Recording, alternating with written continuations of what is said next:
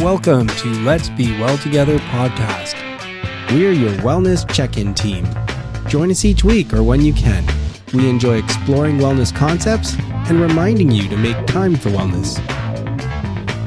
This is episode 140. Welcome to another week of Let's Be Well Together podcast. My name is Isabelle Sinclair, and I'm joined here today by John Webster. What's on your mind today, John? Well, Isabelle, I know you're in your last year at university, and I have this kind of list of questions in my head, and so if I get the right person, I would like to ask them about it. So you're the right person for me to ask this question, because my university days are decades ago. I hate to admit it. So it's not fresh in my mind. I wonder about different priorities as you go through different years of university. So I'm hoping I can take you back to like going into first year and your first year and what you were thinking about and what you were focused on and what you thought was important. And then maybe kind of second and third year and then afterwards. So sure. I don't know if that makes sense, but why don't we start when you first started? Like what were some of the things that you were really zeroing in on in your first year of university? For sure, yeah. So in my first year, I was actually majoring in kinesiology. I really wanted to be a physical therapist and work in like the realm of sports. So my first year, my intention was to memorize the entire human anatomy, which inevitably did not happen because that is like impossible for a first year student. But other than that, I was also focused on making friends. I would say my academics were on the back burner. And I think that really speaks to how I wasn't really academically in line with what I really wanted to pursue, which was something in the legal studies realm. So come my second year, I changed programs and I really felt as though academics were more on the forefront of my mind than the more social aspects of university. It's really tough too, because, and even more so these days than when I was at university, but to get into university, you have to be pretty studious. You have to like school. Probably you've done well in school. And then you get to your first year. And if you get distracted, you're having fun, you're doing things, you're being social and you're not focusing on school, man, it starts to feel kind of awkward, right? It does. Meanwhile, the pressure's on because if you don't have the good marks in first year, what happens in second year? Did you go through any of that? Yeah. So my academics in first year, being in kinesiology and a more science-based program, I felt as though someone hit me with a rock. Like in high school, I had a high average, like low 90s, I felt very scholarly coming into my first year. And then you get your first grades back like in September, October, and you're like, what has happened to me? How are my grades so low? And, like, as you said, like you get into your social life, maybe you miss like one reading. It feels as though you've missed 10 readings. Like you feel so behind. And I think there's a really big element of imposter syndrome. I don't know, that really took a toll on me between first and second year. I was like, how did I even get accepted into this program if these are my grades when in high school I felt extremely smart, So then going into second year, changing my program to legal studies, I felt more in tune with myself and, my intelligence being channeled in a different way, being more like thought-based and not necessarily only having one answer to a specific question really changed my frame of mind. And it helped my grades out even better compared to kinesiology. Man, just talking about this reminds me, like I said, I finished university a long time ago. I still have that occasional dream where I walk into a big room and I sit down at a desk to write an exam and I'm like, I didn't go to any classes and I don't know anything about this course. I still have that kind of imposter syndrome type dream. It crops up. So I guess it's affected me all these years. For sure. It just lingers for the worst moment and then pops up. And was that one of the reasons you switched? Because you didn't like how you were succeeding in kinesiology, so you wanted to find something that was a better fit? Yeah, like at the back of my mind, I always knew I wanted to do something legal oriented. I just felt as though in high school, they really pushed on the sciences. Like if you met a certain mark, if your average was between 80 and like the latter 90s, they were really pushing you to take, physics, biology, right. Chemistry. So I never got to explore kind of like the more artsy courses. Well, not artsy, but like linguistics, you're right. like thought-based courses. And philosophy always intrigued me. I never took it though, because I didn't have like the course time to take it. But then once I hit university and, like you're responsible for yourself, that really opened my eyes to, wow, you don't have to do what others tell you what they think you'd be good at. And I was really like, why am I doing something science-based when I want to do something arts-based? So then finally getting my final grades after first year, I was like, this is not something I can continue doing when I know that there's better programs more suited towards like the likes of people that think like me. So that really pushed me into exploring other programs, and I ended up in legal studies. One of the things for me is I was kind of afraid of the arts for a while because I was in high school, always math, science, and all that stuff like that too, physics, because there was an answer, right? For the most part. And, you know, what worried me about things like English and whatnot is that, well, how can you do well? So I was always kind of afraid of the arts. Now I ended up taking philosophy and kind of falling in love with it and forgetting about worrying about getting the right answer. Yeah. But one of the reasons I think why maybe we're kind of directed towards the sciencey type stuff is because I don't know, it just seems to be what happens a lot of times if people do well in high school. For sure. Yeah. In high school, I definitely, as you mentioned, like the aspect that there is only one answer and it's either right or wrong. But then as I've grown up, I kind of like the beauty of interpreting things differently and everyone having their own interpretation. I feel like it really shifts perspectives and opens your mind up to different, like possibilities. And definitely taking these courses in university has opened my mind up and helped my thinking not be so black and white and more open to the gray. Yeah, there's all this expression I often mention, which I like, which is the arrow belongs no longer to the archer after it leaves the bow, and the words belong no longer to the speaker after they leave their lips. Oh, I like that. That's kind of the whole thought of you may mean something when you say it, and maybe someone wants you to take something from what you read, but we all see things differently. I love that aspect. So now let's get into so it's interesting because it's almost like your first year. So now you're in your legal studies. What did that feel like in your first year of legal studies? You know what? I felt like it was definitely a change, especially in the way of thinking and just like assignments based. So in kinesiology, it was all labs, whereas in legal studies, it's like writing papers, essays, group projects. And I personally love writing. So this new shift in assignments really made doing the work actually much easier, and writing my passion into the essay, I think really helped my grades as well. So I would say that was definitely a plus in changing programs. But yeah, as you said, I definitely did feel like a first year in second year. And I think that element of imposter syndrome kind of lingered into my second year as well. I didn't really think I was good enough because I felt as though I was being held back and my timeline was a bit off compared to my peers.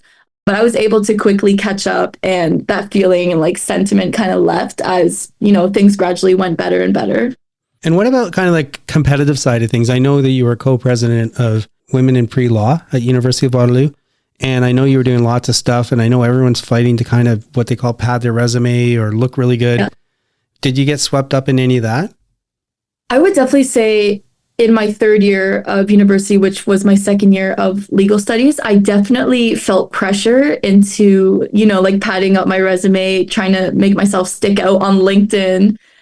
I feel as though I maybe have spread myself like too thin in that era of my academics. Yeah, and it seems like nothing's enough either, right? Because no matter what you do, somebody else does 3 more things. Yeah. At that time in university, I think I was in 4 clubs. And I was an executive of 3 and a writer for another one, on top of taking 5 courses and trying to work out every day and have a social life, which was like, it was psychotic at the time. I felt like I never had a minute to myself. But at that time, I really wanted to be a lawyer. And I was like, Isabelle, you're not going to go to law school if like they don't think you can handle it. Right. Like, you're not good enough. You need to do like 10 other things. And then you go on LinkedIn, which is always a bad idea. Like, I always go on LinkedIn at my worst. And I'm like, oh, all these people are doing so much better than me. So yeah, I think it was kind of like a cycle of like, I don't know, like internal abuse. Like, it was never enough. But I'm glad I got out of that, and kind of like, instead of spreading myself out too thin, I'm trying to focus more on like passion projects that I can actually speak about proudly, instead of just having like 10 random things that I'm like, oh, I kind of helped out there, can't remember what I did there type of thing. So now you're kind of finishing. And hopefully at this point, you may have a little bit more perspective, a little bit more balance, and doing things you enjoy a bit more. What does that look like to you? Last year, I just started doing intramurals, which was like probably my best university experience. And at the like 2 years ago, if I told myself, oh, Isabelle, you're going to be doing intramurals with your roommates, I would have never believed myself. And I would have like I don't know. I think I would have combusted. I would have been like, why are you doing intramurals when you could be a club executive? So I think my perspective has shifted on just trying to enjoy the university experience as opposed to, channeling my inner corporate self within university, because I have my whole life to do that. I don't need to do it when I'm young type of thing. So I don't know, just kind of having more easiness and just moving with ease and trying to channel a lot of fun activities while I still can in university has been my biggest goal for this year. I'm so glad you mentioned intramurals. It just reminded me. So again, I went to school a long time ago, but one of the things I really remember that I really enjoy, I was not an athlete, but I played flag football at University-Waterloo with some guys. And it was so fun. And I even had a couple of those moments, for a non-athlete, the big catch out of nowhere.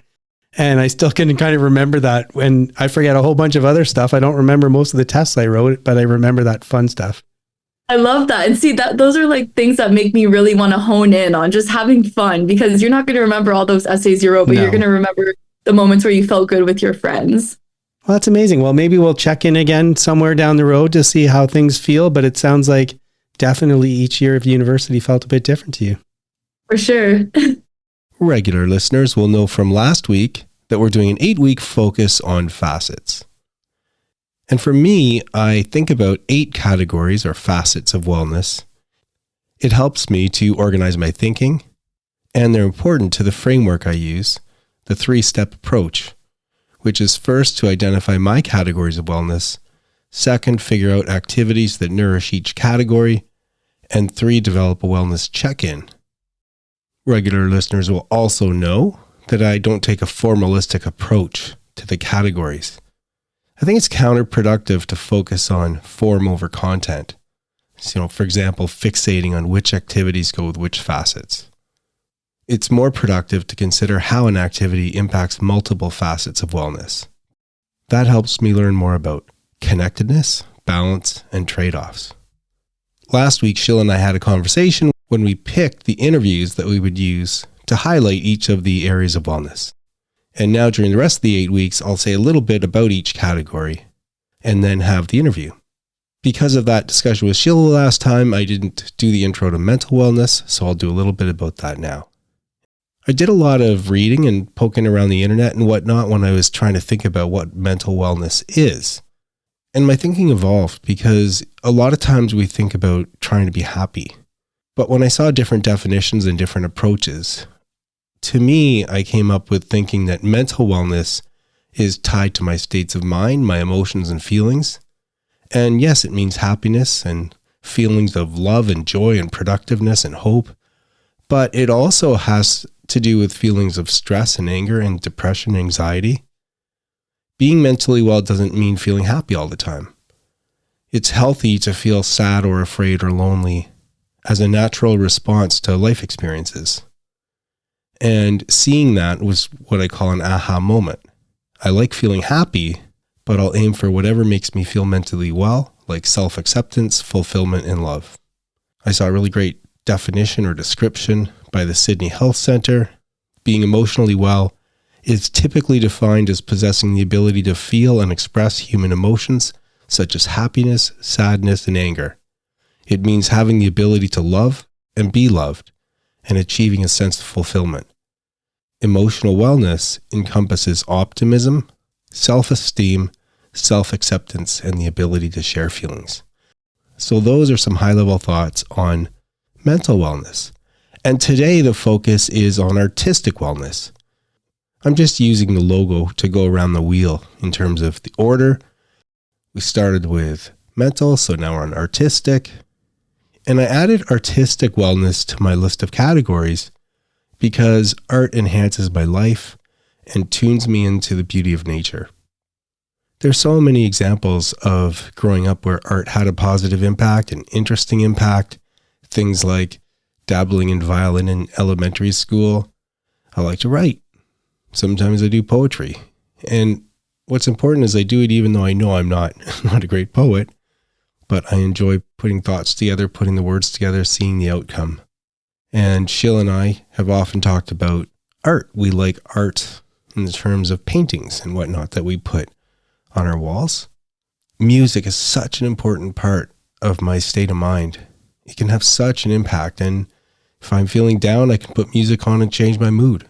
If I want to get energized, I can put music on and energize me. There's just so many aspects of art that are connected to my wellness. And that's why we like to highlight it as an important category of wellness. So let's listen to an interview. Guests are giving their time, expanding our minds. Our interview today is in the area of artistic wellness, and we are welcoming back Shirley Madill, who you'll remember is from the Kitchener-Waterloo Art Gallery, which locals refer to as KWAG. You'll remember that Shirley is the executive director of KWAG, and she held previous positions in other art museums in Canada, including Winnipeg, Hamilton, Victoria, and St. Catharines. She was past president of the Board of Galleries Ontario and past president of the Canadian Art Museum Directors Organization. She's the vice president of the Board of Arts Build Ontario. She's published extensively, she's presented many papers, and her curatorial work included numerous exhibitions. She's taught courses in 20th century Canadian and modern art, history of photography, and other topics. And her awards include the Ontario Association of Architect Award for the Future Cities exhibition in Hamilton, Ontario, during her tenure at the Art Gallery of Hamilton, showing her interest in the role an art gallery can play in the development of a creative community. And welcome back, Shirley. Thank you. So Pleasure. the secret that I'll tell you now is that I'm going to hope to persuade you as time goes by to come back and chat with us a little more. It's such a great opportunity to have a resource like you when I consider artistic wellness so important. So hopefully I'll get a chance to do that. But to set the stage, we previously talked about a really nice program, Feast for the Senses. But I want to talk just generally about what I think there might be out there, which is a connection between the arts and wellness. And not just in the sense of participating in creating art, but enjoying art, whether it's paintings or sculptures or whatever it is. And we've been exploring the theory on this show that can help contribute to a person's wellness. So I'm wondering if I can ask the general question that in your experience, do you see that happening? Do you know of programs that make the connection? Do you know of resources or studies or anything of that nature? There's been a wealth of information and studies nowadays that surround what are the good practices that really substantiate the impact that arts have on health, and that is physically as well as mentally. Many of these studies have been done in the United States, United Kingdom. I think Canada has come in a bit later, in that realm, but certainly impacted what many art museums like ours are doing currently. So, I guess many of us know that there's always been this divisiveness between art and science, right? There's art and then there's science, visual arts and science, and yet they're more connected than one would think. But when some of the studies have found that when art has been removed from, let's say, a community, for example, there's been a substantial increased use of mental health services. Now, this is interesting. The art went down, those services in need, and so behavior problems and so forth, came forward. And so through those studies, through, many programs that do connect the visual arts with, let's say, social service organizations and health organizations, have really proven that there is alleviation of isolation, a boost in self-confidence, reductions in fear and anxiety, for example. Social networks are, improved when you're at a gallery with a social group, for example. So there's also an understanding, or more understanding and compassion, and interculturally, for example, that brings it out through the visual arts. So the messaging and the research out there has been pretty extensive. I remember, so Sheila and I have a little section of the show where we chat about things, and we like to chat about art. And we had come across an article in the Wall Street Journal that was connecting art, the visual arts, to wellness. And there was a story in it that really surprised me, which was, I think it was Bill Murray, the famous comedian. He credits art with saving his life, that he was younger and much younger and very depressed. And and considering suicide. And he went to an art gallery and he saw a particular painting, and that kind of brought him around. And that sounds similar to what you're saying in terms of, affecting people's stress levels and mental health issues increasing when it's absent. It's not only the viewing of the artworks. You see, the artists are really attuned to our, environment out there, whether it's the social, landscape, the cultural landscape, or so forth. So there's a lot of messaging that occurs in the artwork, and art museums are very helpful in being the conduit and a venue for, further development. So it's not only viewing the artwork, it's also the programming around it. So, for programs that we've conducted for well over a decade right now with seniors, Gather at the Gallery and Alzheimer's, it's also been proven that with the visual arts and actually practicing the visual arts, you don't have to be a professional artist to do so, really activates the right side of the brain. And by doing that, the seniors do develop a kind of confidence and a connection to the artwork that relates to maybe their past or the telling of stories, for example. They feel less isolated, feel less anxious, for example, in being in that environment. The more that you bring art into your daily life, the more that you're going to reap those benefits from that. So are you saying, for example, that there's a seniors program where maybe seniors are creating art as opposed to coming to the museum and enjoying looking at it?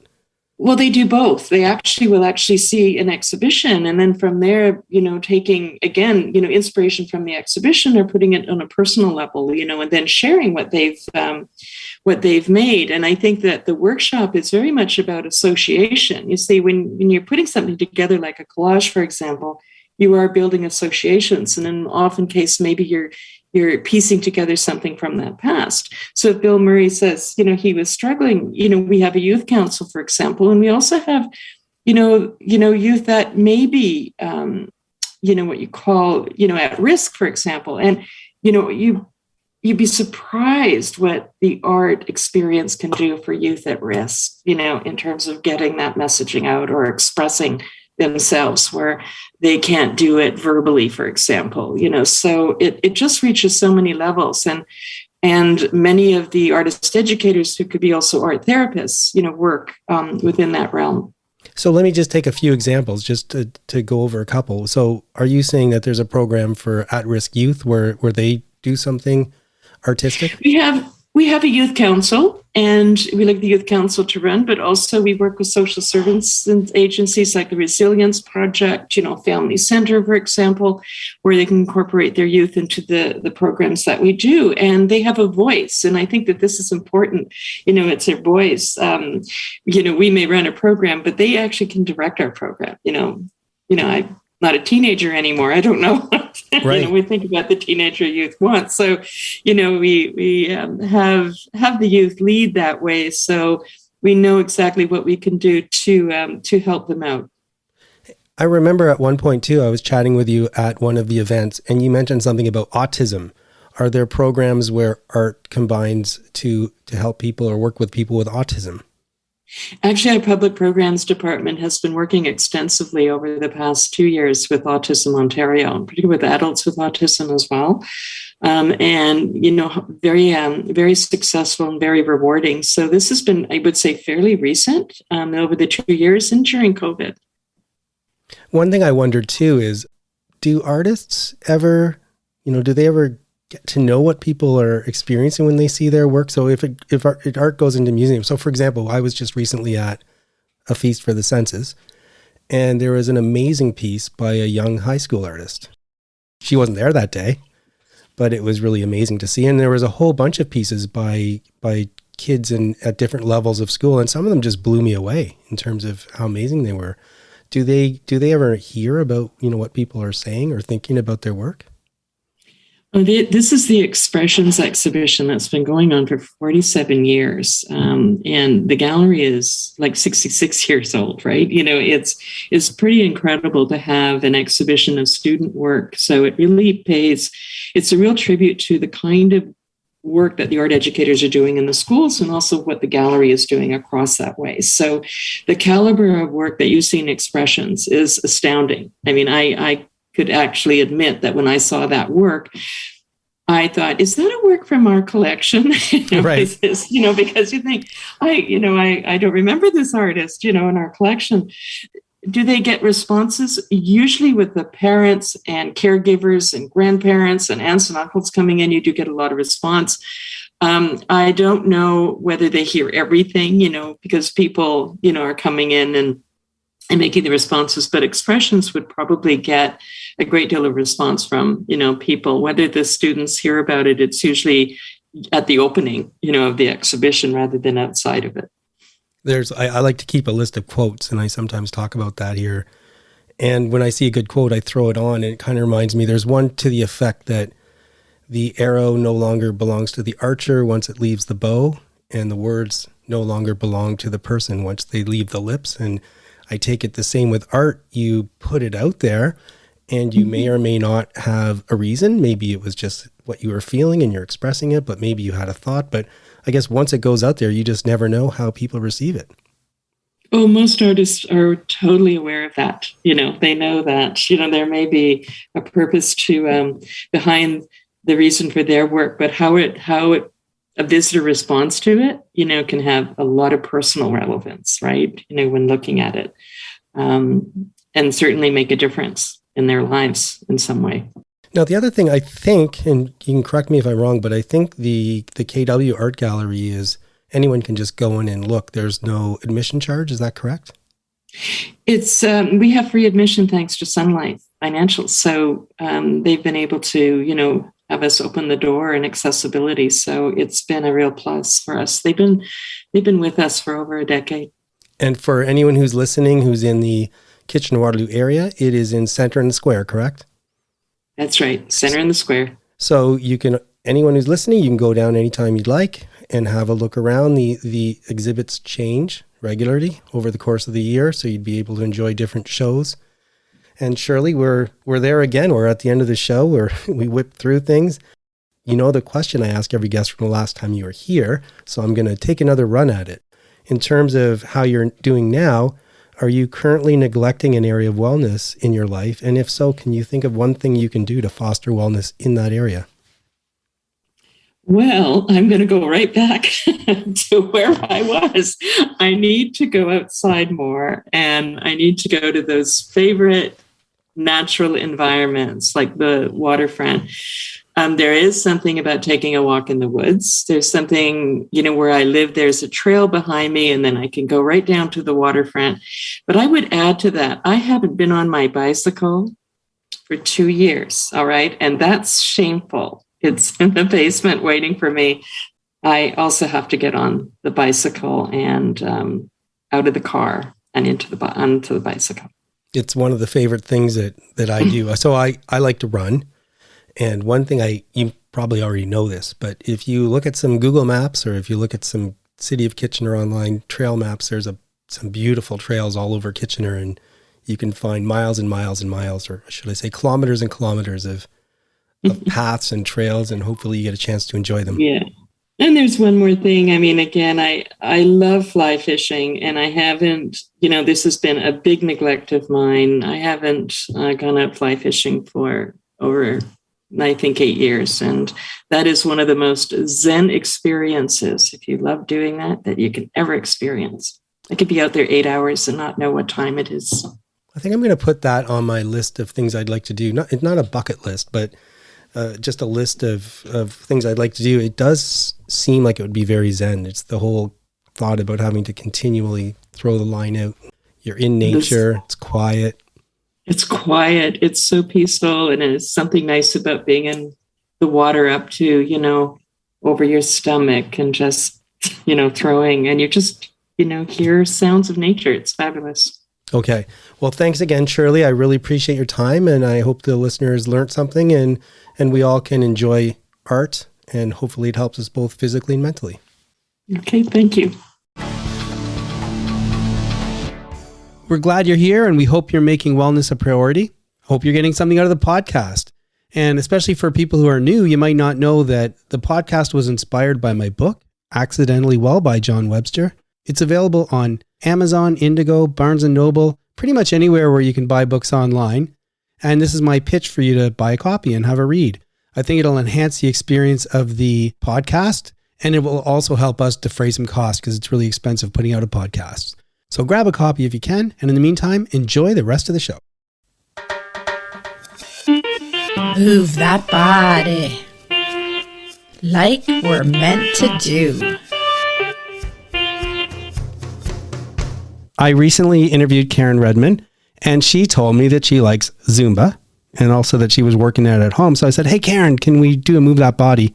And she said yes. So welcome, Karen. I am thrilled to be here. This is something I've done ever since I was 16, John, and I have my own little routine and very committed to it. Okay, well, tell us a little bit about it, and then I'll just ask you what you like about it, how it makes you feel, and that kind of stuff. So what do you do? So I used to do tapes with Charlene Prickett, and she used to be on TV, and then Warren's my husband, bought me a bunch of tapes. And through that, I learned that muscle building was really important, flexibility, aerobics. And so I do muscle building with 20-pound weights. I do upper and lower body on Monday. I do the 10-minute trainer on Tuesday. On Wednesday, sometimes I just do push-ups and sit-ups. And then I'll do another Zumba workout through YouTube and try to walk every day. When you're younger, you don't really think about the weightlifting side as much. Well, I mean, some guys do, especially they want to get big and look good. I'm more and more convinced, and luckily I've been doing weights more and more, that they make the biggest difference as you start to age. And it really makes an impact on helping you feel young still. Well, it does. And, you never want to underestimate the flexibility and the strength. I remember my mom's hands not being very strong, and I'm finding that opening jars is getting harder. So I have to get one of those squeezy things and work on that. But John, you have what all males have, and you got testosterone going in your favor. Women, when you go through menopause and the whole hormone thing, I think it's really important that we continue to look at muscle building and flexibility, because they're very, very important life skills that you need just to live every day, running up, down the stairs, chase the dog, chase your husband. Do you find, are there ever times where, for whatever reason, you can't work out for 2 or 3 weeks? And do you find there's a difference? Is that energizing to get back in there again?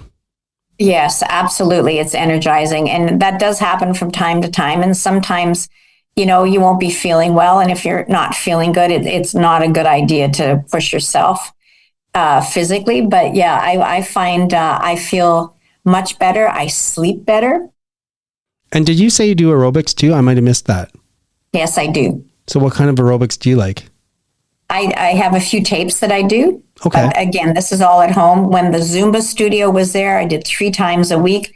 And then I would just augment that with the muscle building, because again, I realize how important it is. And for people who've never heard of Zumba, what is it?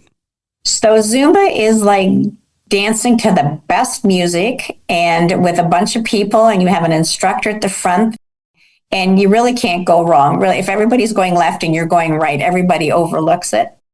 It's just a lot of fun. And one of the things that attracts me to Zumba, as we get older, following verbal instructions is really good for your brain. So there's different routines. You may or may not memorize them, but I really love the spontaneity. And who doesn't love to dance? Actually, Sheila's the one. I have always had this Walter Mitty to be in a flash dance. Right. And Sheila's the one that orchestrated it when you became president, John. And it was up there as one of the most fun things I've ever done. Well, it certainly caught me by surprise, that's for sure. I had this dumbfounded look on my face when everyone started doing that, when I wasn't expecting it. And it was pretty amazing. The other thing that was amazing is the people that volunteered, because some of the guys in Rotary who volunteered were not the usual suspects. So it was good fun. No. And another thing you mentioned actually reminded me, I like to read lots of articles about this. And one article I read too said, as you get older, one thing that a lot of people miss, even if they keep working out, is the quickness, right? Like bending down to pick something up quick, that kind of stuff. So I've tried to incorporate into my dumbbell routines at least every couple days where I do it, some kind of dynamic workout. So I'm moving, getting up quick, getting down quick. And so I'm sure with Zumba, it must help that as well, because you're changing direction, all that stuff. So I'm hot on pursuit of a new Zumba studio, John. So I'll let you know, and you can come do Zumba, because guys can do Zumba too. That's true. Well, you might be happy to know that I'm learning ballroom dancing with Sheila. So I am dancing, but I haven't been doing Zumba. Okay, A step in the right direction. That's great, Karen. It's great to hear that physical wellness has been part of your life for a long time and that you're enjoying it and getting lots out of it. And thanks for sharing. Thanks, John. Please remember that we're not providing advice. We hope to inspire you to work towards balance, and we urge you to consult with qualified people if you need advice. The people on the show are speaking in their personal capacities. Their views expressed are their own and don't represent the views or opinions of their outside contacts, their employers, or anyone else. We try to get things right, but we can't guarantee everything we say is correct or that the things we talk about will work for you. Let's be well together, and let's be sure to do that in a safe way. It's sign-off time, and it's just John and Sheila tonight. John and Sheila. Hi, John. We waited too late, and Elise is hopefully playing board games right now. She is. Having a great time. So this week we had something kind of unusual happen. The first time this has happened because we have our condo. Usually we have someone help find long-term rentals, but there's always an off season. And in the off season, we have it listed on a couple places, Airbnb and Vrbo. We've rented it out on Vrbo before, but never Airbnb. And I forgot that I had it listed so that it could be rented on 3 days notice. Yeah, crazy. We had no nibbles really. No. So we just thought, great, we're going to be up there a lot this fall and we're going to enjoy it.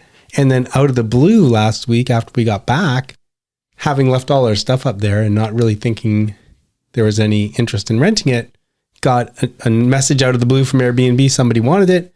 And boom, they wanted it for Sunday. We got an email on like Tuesday that they wanted it on Sunday, and then they booked it. Yeah, and then because I have it set up too where you have to say something and then I have to approve it. Anyway, so I'll let Sheila tell you more about that.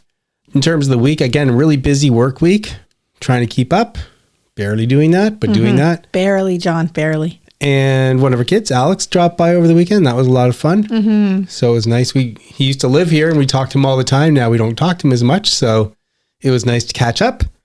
So she'll tell them then on Tuesday. So we had to figure out when are we going to get up there on Sunday? And then Sheila works Saturday night. So I was thinking we could go Sunday morning, rush it all. And she said, no, I'm going to go up on Thursday.